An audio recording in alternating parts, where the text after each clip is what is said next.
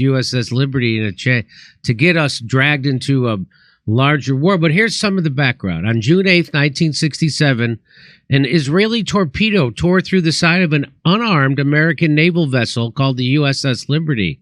That was approximately 12 miles off of the Sinai coast. So Israel shot a torpedo at an American ship. Just so you know, that's the facts. Nobody did. The ship, whose crew was under the command of the National Security Agency, was intercepting communications at the height of the Six-Day War when it came under direct Israeli aerial and naval assault. Reverberations from the torpedo blast sent crewman Ernie Gallo flying across the radio research room where he was stationed. Gallo, a communications technician aboard the Liberty, found himself and his fellow shipmates in the midst of an attack that would leave 34 Americans dead and 171 wounded. Although the assault on the USS Liberty was among the worst attacks in history against a non-combatant U.S. naval vessel, the tragedy remains shrouded in secrecy. I wonder why. The question of if and when Israeli forces became aware they were killing Americans has proved a point of particular contention in an on-again, off-again public debate that has simmered over the last half of century. The Navy Court of Inquiry's investigation proceedings following the incident were held in closed sessions. I wonder why. And the survivors who had been on board received gag orders forbidding them from ever talking about what they endured that day. It's almost like Israel has a stranglehold on our government. The Six-Day War between Israel and its neighbors, Jordan, Syria, and Egypt, was a conflict that the United States chose to stay out of, despite Israel's entreaties for military support. Egypt and Syria were Soviet allies and at odds with American-aligned Israel. The local conflict could easily have turned into a direct conflict between the superpowers, which neither the United States nor Russia wanted. The countries directly involved were left to fend for themselves in what proved to be an overwhelming military and territorial victory for Israel, one that doubled the fledgling country's size in less than a week. Though the United States refused to intervene on behalf of its ally, it was nevertheless eavesdropping on Israeli military communications during the war. Over the course of Israel's remarkable territorial acquisitions and military victory, it allegedly committed a war crime by slaughtering Egyptian prisoners of war in the city of Al Arish in the northern Sinai. Journalist James Bamford argued in his 2001 book, Body of Secrets, that the USS Liberty's proximity to the Sinai and its ability to intercept Israeli motives and activities during the Six-Day War might have prompted Israelis' attack on the vessel. Oh, really?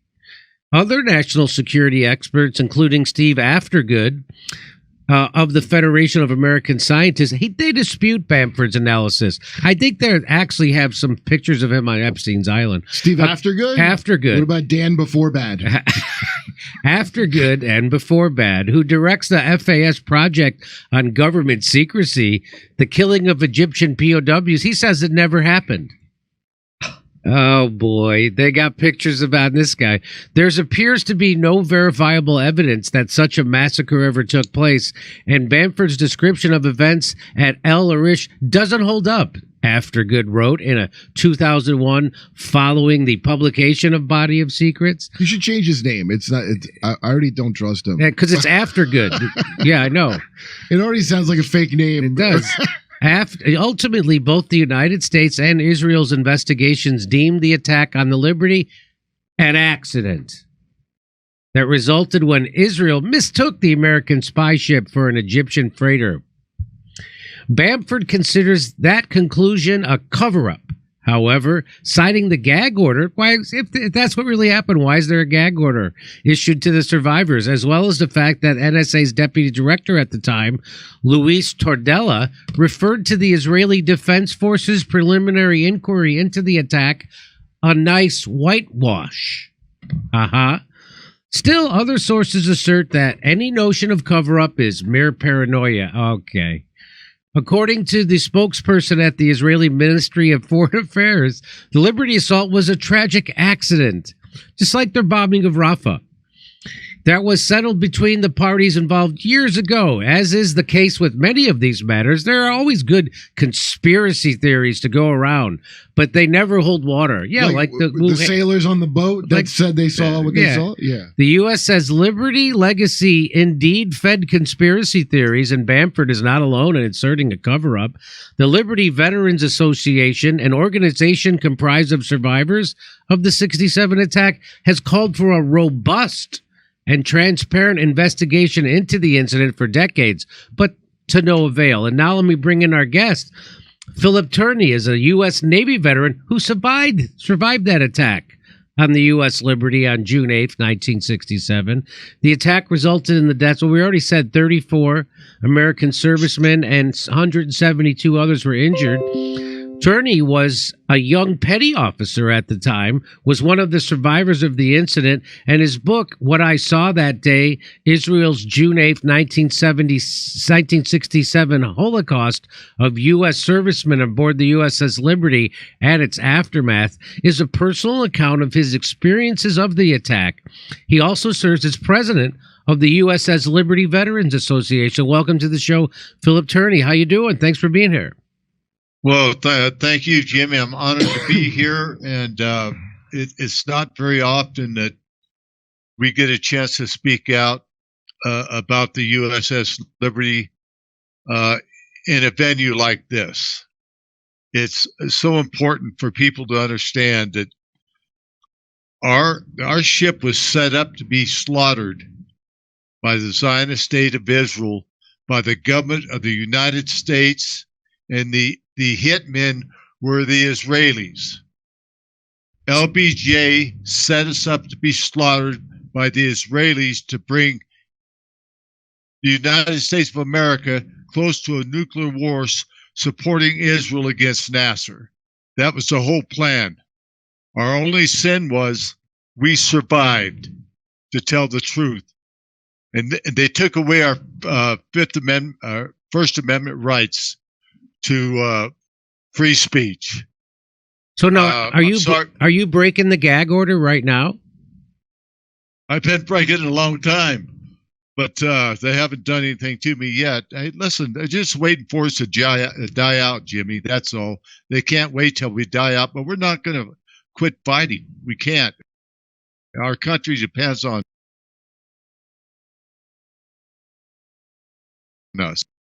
Ever since LBJ to now, nobody wants to investigate the USS Liberty, including the Congress from then in 67 to now. They have one master, and that master doesn't lie in the United States. And that master is Zionist Israel? Absolutely. Absolutely. They got by with murdering Americans on the high seas and got paid more money than they ever got in their life for murdering Americans doing their duty on the most sophisticated spy ship in the world. And they set us up all to be murdered for all political gain and land. So now, how did you come to this conclusion? I came at this conclusion by different sources and what we've dug through over the years. Sacrificing Liberty says it very well. SacrificingLiberty.com, that says it very well. It's a 4-part series about the crewmen and the notables on there and how close we were to World War III. So now, has your story been told on YouTube before? Is there a video up on YouTube? And if there is, has it been taken down? We've had several up on YouTube. I have one myself up there. It's the real truth about the USS Liberty. But James Bamford, you were talking about him. He's a great supporter. He was at our last reunion, and he's still speaking out as hard as he can because he knows we got screwed by our own government, and that's why nobody wants to listen to us. Because they're covering it up. They're just waiting for us to die. We're the biggest whistleblowers in the world, but nobody gives a shit. Go ahead. Kurt has a question. What do you want to say, Kurt? I can't remember what the unit was called, but I thought they were Green Berets. And in the beginning of Vietnam, they were doing covert missions all up and down North Vietnam. And then we had that fake war we started. Yeah. And I think they got thrown under the bus. Like, didn't that? Do you know what I'm talking about? Absolutely, I know what you're talking about. You bet they got thrown over the bus. Yeah, that's what we do. And then just to get in World War I, remember they put people on purpose? Woodrow Wilson put people on that boat. The Lusitania? Or what? Yeah, is that the one that they struck? So every single time we have one of these wars, you'll notice there's a sacrifice. Your Pearl Harbors, your USS Liberties. There's a your Building 7s. Your Building 7s. And I mean, it's not just Zionists. I think they're kind of antagonistic, the industrial complex and them, but it's a big coalition that makes these deals to do this. And you could see they just sacrifice. They have a sacrifice before every big war, which in turn is almost like a giant blood sacrifice. And so what kept, so what do you think, why do you think the attack wasn't more successful on the U.S. Liberty? And what kept the United States from, jumping into the war? Well, what kept them not jumping into the war is we didn't sink, but rescue aircraft was sent to us. If we recalled, not once but twice, but 3 times from the Saratoga and the America. The American pilot has already said, "Man, we wanted to come help you. We wanted to come help you, but return to base. Liberty doesn't need help." They left us out there to be slaughtered. Wow. LBJ called the aircraft back. So did McNamara. From the USS Saratoga and USS America, they called them back and left us out there alone. And so what do you think made them finally send the planes to come get you? Well, Israel apologized and says, "Oh, my goodness. This is a tragic, tragic, tragic mistake. We're so sorry. They did everything they could to sink us, and they couldn't do it. We didn't fire a shot. We kicked their ass." So was this not because it wasn't their Air Force? It was like their Navy. I think I might have seen you on something before. Because I remember when I first heard this story, I was like, how come I've never heard this before? But were you the one saying about because it wasn't the ones that were kind of good, the Air Force, it was like their Navy or something that wasn't as good as flyers? That's why you guys survived? Was that you or somebody else saying that? It could have been somebody else. You know, Israel prides themselves on their expertise. So they did everything they could to sink us. 850 cannon rocket holes in us. Napalm burning us up. Over 5,000 armor-piercing bullets in the ship. A 40 by 40-foot hole in the starboard side of the ship. They shot our only 3 life rafts out of the water. No, they shot 2. They took one aboard their boats as a trophy of the kill. They sent troop-killing helicopters over to finish us off, and all of a sudden they just took off because Israel said, well, they got caught. Johnson and nobody could hide it anymore. Everybody knew about it. And so there's never been a congressional hearing, an open hearing about this where you've gotten to testify? No, Jimmy, there never has. We've tried and tried and tried, but I did testify in front of the New Hampshire Congress on Foreign Relations Affairs, 2 other shipmates and myself, asking them to open at least an investigation of the real truth. A transparent investigation is all we want. And so were you discharged immediately after this, or did you stay in service for a while? I got discharged December the 12th, 1967, and I re-enlisted in the 70s, and guess what ship I went aboard? USS Maddox, DD-731, Tonkin Gulf. Wow. So what made you want to re-enlist if you knew that your country had already once set you up to be murdered? To be honest with you, I wasn't working. I couldn't get a good job. I went back. I have a child, a wife, and I went back into the Navy so I could fulfill my obligations. I did that for several years, and then I got out again, and I never looked back. I don't blame the Navy. I blame our leaders. You know, John McCain, all of them. In fact, the senator, he was approached by a person, James Morse, when he was running for president, asking about USS Liberty. What about the USS Liberty? Get out of here, jerk. This is McCain saying, get out of here, jerk. Shut up, jerk. Really? Philip, wasn't McCain, because this makes me laugh, this fact, but I don't know if it's a thing, but he has like the amount of medals he has, they broke down how many hours of service it took him to earn them, and it's like the shortest of anyone ever enlisted because they're all bullshit. Yeah. Yeah, absolutely. Just they sent him off the USS Forrestal, got him off that ship because he wet started his engine, and they had a bunch of fires and killed people. And so they got him off the ship right away because his daddy was the admiral. Oh, Yeah. really? Okay. And so have you, has there ever been any elected official in Congress that has given you help? Yes. Jim Trafficant. Oh, of course, Jim Trafficant. Sure. Of course, Jim.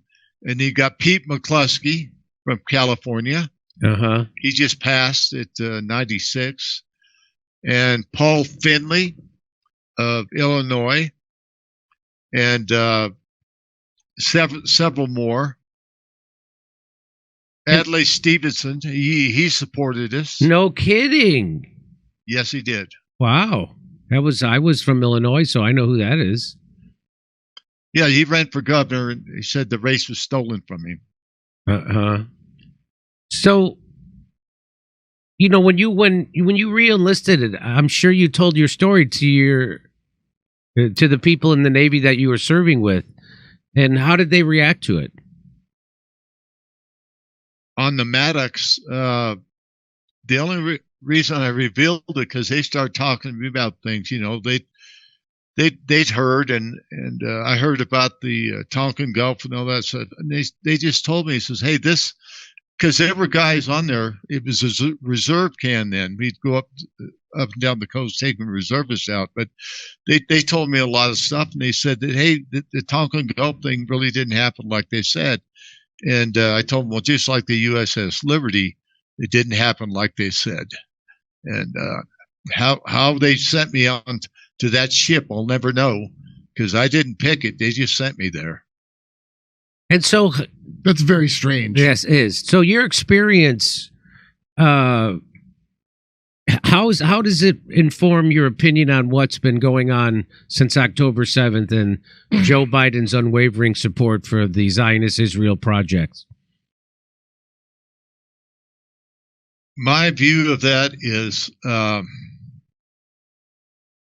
so many people have lost their lives of innocence. Yesterday or day before yesterday, 45 others were killed by a mistake. Now they claim it was not a mistake. It was munitions in their camp that killed them. So, I mean, that's my opinion of it. And I don't like supporting genocide. And I think that's what's going on. And I think the whole world knows it. It shouldn't be allowed to happen. I mean, it's heartbreaking. You think about it, and I have many, many times. It really hurts me.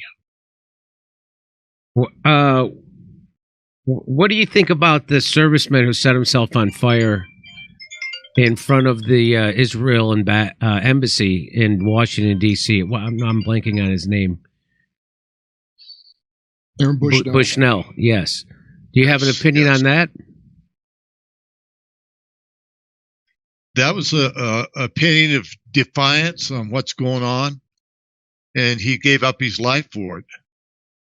And right decision, wrong decision is too late now, but that's exactly what he did.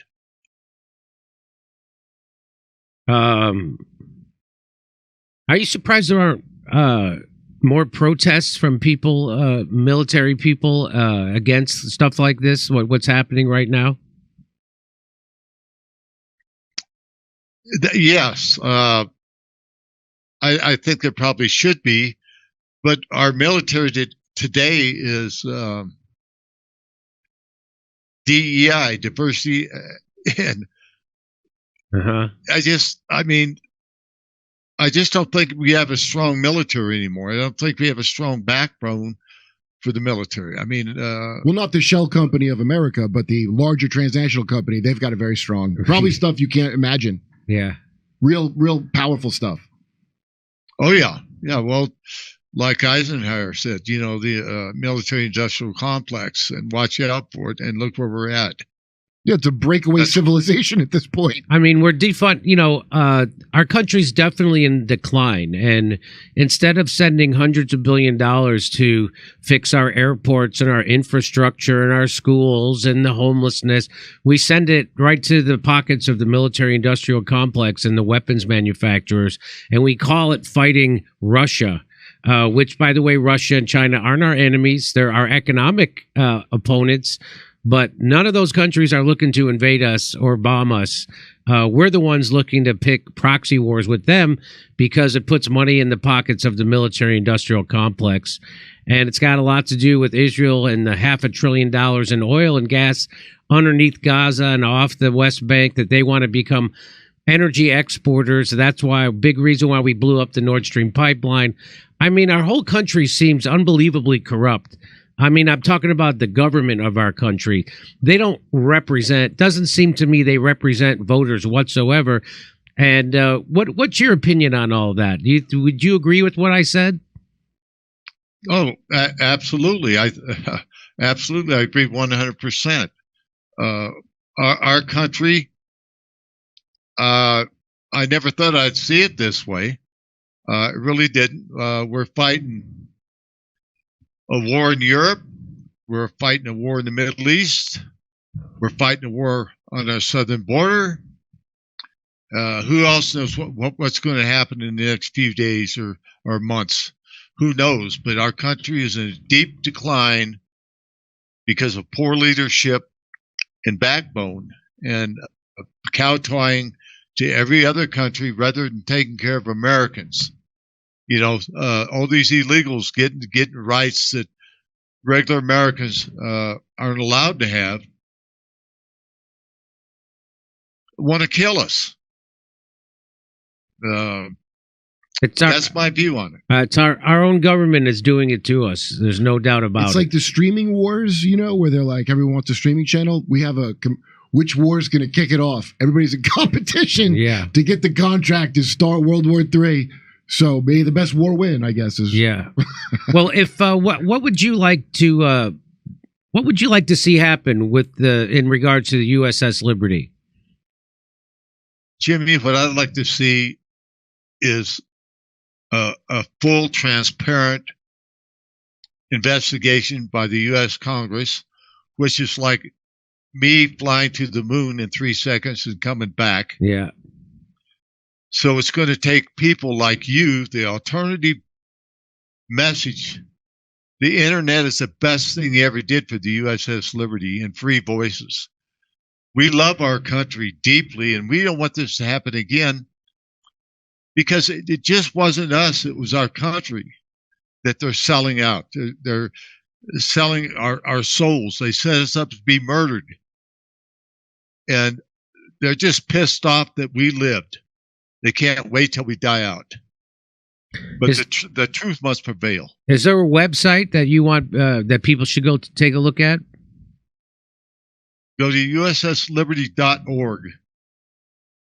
Okay. That's our official site. Okay. Well, Philip Turney, I really appreciate you spending time with us. Thanks for your insight. He is the president of the USS Liberty Veterans Association. And when I found out about this, it, of course, it's outrageous, it's enraging, but it helps you understand how all this works. It's not a singular story; it happens over and over. And I try to tell people your government is 100% corrupt. It's not just regular corrupt like people think. And if you stand up and say that, they'll come for you. Well, listen, thank you so much. Is there anything you'd like to say before we say goodbye? Yes, I just wanted to thank you and your audience and everybody on board here for giving me the opportunity to tell the truth. And never forget the USS Liberty. We're standing up for you. We're standing up for America. God bless America. Thank you, Jimmy. Okay, thank you, Philip, and we'll talk to you again soon, hopefully sometime. We're going to take a break, and we'll be right back with Dave Smith.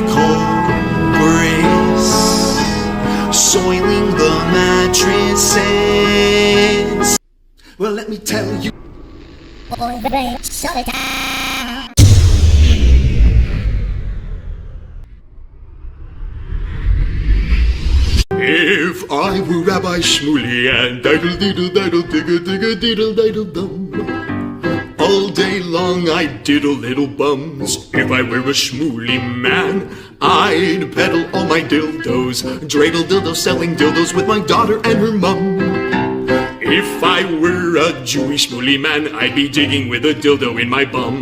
I'd wear a grotesque nose and go grab some goyim right on the nipple with a pinch. A Shabbos lap dance brace for the youngest mensch. At this time, more than any other time, you know, revolution is necessary. It is necessary.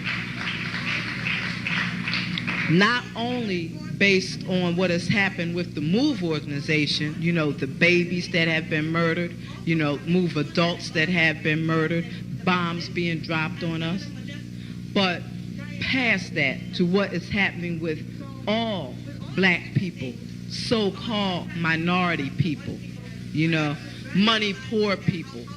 You know, this government, as has been said earlier, has waged war on us. But you know, something about us, particularly here in America, we don't really understand that. You know, we don't really know what war is. You know, for black people, for poor people, that people see as good, that they wasn't forced to do, that they didn't do to try to keep black people appeased, you know, and calm down so that black people wouldn't riot. A prison situation is a crystallized example of that. You can make phone calls in prison. They have movies in prison, but they don't have those things because they just want to be nice to prisoners.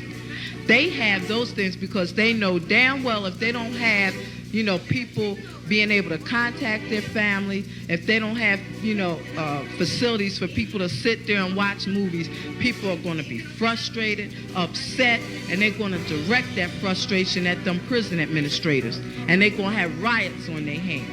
You know, they're going to have people in them prisons turning them prisons out. That's why they have movies. That's why they have access to phones the way they do. And a stop to it when we don't like it, or encouraging it when it's something that's in our interest. You know, we have to call the shots. The people have to take the reins of this system and start dictating what we need, what needs to be done. And, taking the initiative to do it ourselves. We can't rely on the system. I mean, don't people see what's happening? Every single confrontation that MOVE people have been involved in, every single issue, oppression, economic issues, every single issue facing our people, is something that can be dealt with very, very simply. All people got to do is make their wishes known. All people have to do is stand up and say, listen, we're not accepting that. Unity is the key. Unity is the key to revolution. Revolution ain't nothing to be afraid of. It ain't nothing to shy away from. Revolution, contrary to what officials, this system and those backing the officials running the system, want people to believe that revolution means violence, means blood in the street. I'm saying it can get to that point, but it don't have to be violent. When people come together and take a strong stand on an issue, this government don't have no choice but to listen. Where you think they get their authority from? They don't have no power, but they do have authority to do certain things. Where you think they get it from? They get it from us, from the people. They get it from us accepting the things that they do to be done to stop it. Then you have some people who want to then turn around and say, yeah, well, it's the best we have, and want to make excuses. The time for excuses is over. It's over. Every man, woman, and child has to be involved in this revolution. Not only has to be, but is, whether you want to be or not. I mean, our babies gave their lives for this revolution on May 13th. Men, women, and children were murdered. And not just MOVE babies. What about all of the young men, women, children 8, 9 years old shot down on the street by cops, by drug pushers? I mean, where do you think that mentality comes from?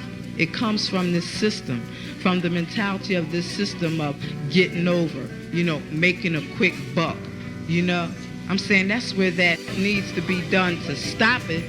Then, what I want people to really, really understand is that it's past time. It is past time for poor people, black people, to realize that this system has failed you. It has failed you. You can't get nothing from it. And what people got to do is withdraw our support from it and start doing for ourselves. That's what we got to do. How long are people going to sit back and beg, this government to do what's right, when for hundreds of years, all you've gotten is a slap in the face. All you've gotten is this government kicking your ass. That's all. That's all black people have ever gotten from this government.